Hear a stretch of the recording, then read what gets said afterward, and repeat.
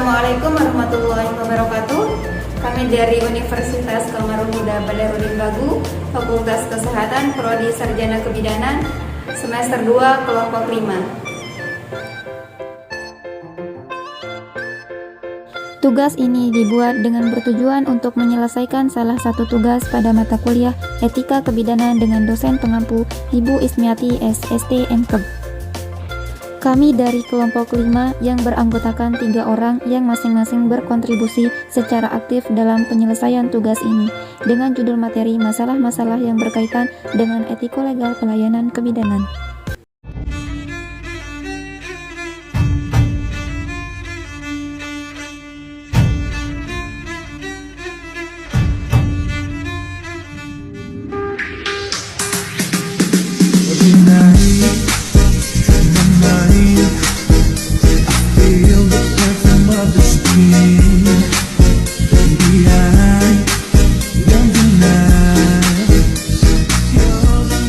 Pada kesempatan kali ini kami akan memaparkan tentang materi terkait dengan masalah-masalah yang berkaitan dengan etiko-legal dalam pelayanan kebidanan.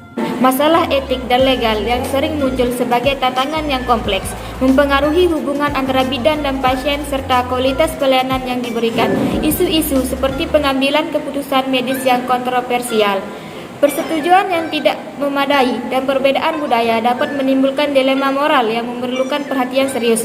Oleh karena itu, penting bagi bidan untuk memahami langkah-langkah penyelesaian masalah serta konsep informed choice dan informed consent yang diatur dalam Undang-Undang Kesehatan Nomor 36 Tahun 2009. Pemahaman yang baik tentang aspek etiko-legal ini akan membantu bidan dalam memberikan pelayanan yang berkualitas dan sesuai dengan standar hukum yang berlaku.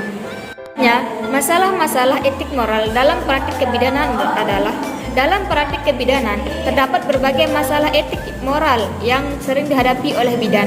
Salah satunya adalah keputusan medis yang kontroversial, di mana bidan harus membuat pilihan yang dapat mempengaruhi kesehatan ibu dan bayi, seperti dalam kasus indikasi persalinan yang mungkin ditolak oleh pasien.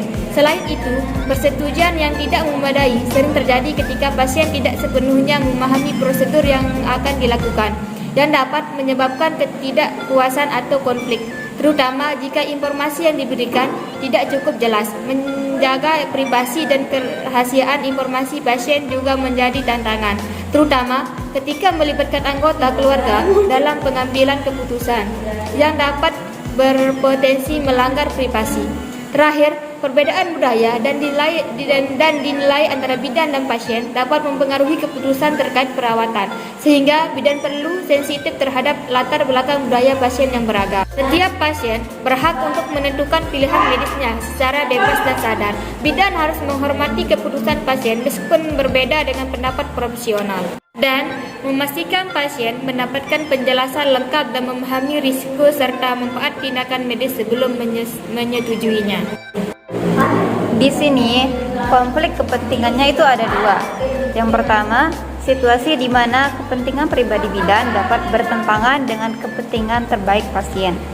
Yang kedua, perlu diantisipasi agar tidak mempengaruhi keputusan profesional. Selanjutnya, dilema keputusan medis. Contohnya, saat menghadapi 2 pilihan, tindakan yang sama-sama berisiko, bidan harus membantu pasien dengan memberikan informasi objektif dan dukungan. Privasi dan kerahasiaan itu ada 2. Yang pertama, bidan harus menjaga kerahasiaan informasi pasien dengan ketat. Yang kedua, hanya berbagi data dengan pihak yang berkepentingan dan berwenang. Sekarang kita masuk ke pembahasannya. Yang pertama, langkah-langkah penyelesaian masalah. Langkah-langkah penyelesaiannya itu ada 6. Yang pertama, pengkajian masalah, yaitu identifikasi dan pahami seluk-beluk masalah etik yang muncul. Yang kedua, konsultasi profesional, yaitu libatkan rekan sejawat dan komite etik untuk mendapatkan sudut pandang dan solusi. Yang ketiga, perencanaan tindakan, yaitu tentukan solusi yang sejalan dengan kode etik dan kepentingan pasien serta profesi. Yang kelima, yaitu pelaksanaan, yaitu terdapat solusi secara transparan dan profesional. Yang keenam, evaluasi, yaitu tinjau efek tindakan dan lakukan perbaikan jika perlu, baik bagi pasien maupun proses pelayanan. Selanjutnya kita akan membahas tentang informed choice. Pengertian informed choice, suatu proses di mana pasien diberikan pilihan informasi yang jelas untuk memberi keputusan berdasarkan keinginan dan nilai-nilai pribadi. Informed choice mempunyai proses, pemberian informasi alternatif, tindakan dan konsekuensinya, dukungan kepada pasien untuk bertanya dan memahami memberikan waktu bagi pasien untuk mempertimbangkan pilihannya.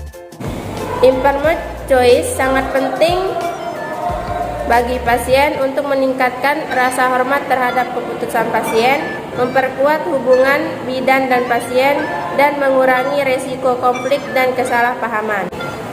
Langkah yang mencakup informed choice ialah: langkah pertama, penjelasan tentang prosedur yang diusulkan. Langkah kedua, diskusi tentang risiko dan manfaat. Langkah ketiga, penyampaian alternatif yang tersedia. Langkah keempat, kesempatan bagi pasien untuk mengajukan pertanyaan. Sekarang kita masuk di pembahasan yang ketiga, yaitu informed consent. Apa itu informed consent? Informed consent adalah persetujuan yang diberikan pasien setelah mendapatkan informasi lengkap mengenai suatu tindakan medis. Proses mendapatkan informed consent yaitu memberikan penjelasan yang jelas, benar dan tidak memaksa, dan menjawab semua pertanyaan pasien dengan jujur dan sabar, mendapatkan persetujuan tertulis atau verbal sebelum tindakan. Selanjutnya, langkah-langkah informed consent ada 4 langkah. Yang pertama, penjelasan yang jelas dan mudah dipahami tentang prosedur. Yang kedua, diskusi tentang risiko dan manfaat. Yang ketiga, informasi bahwa pasien memahami informasi yang diberikan sebelumnya. Yang keempat, dokumentasi persetujuan dalam catatan medis. Hak pasien dalam informed consent itu ada 3. Yang pertama, hak untuk menolak atau menarik persetujuan kapan saja. Yang kedua, hak untuk informasi yang lengkap dan benar.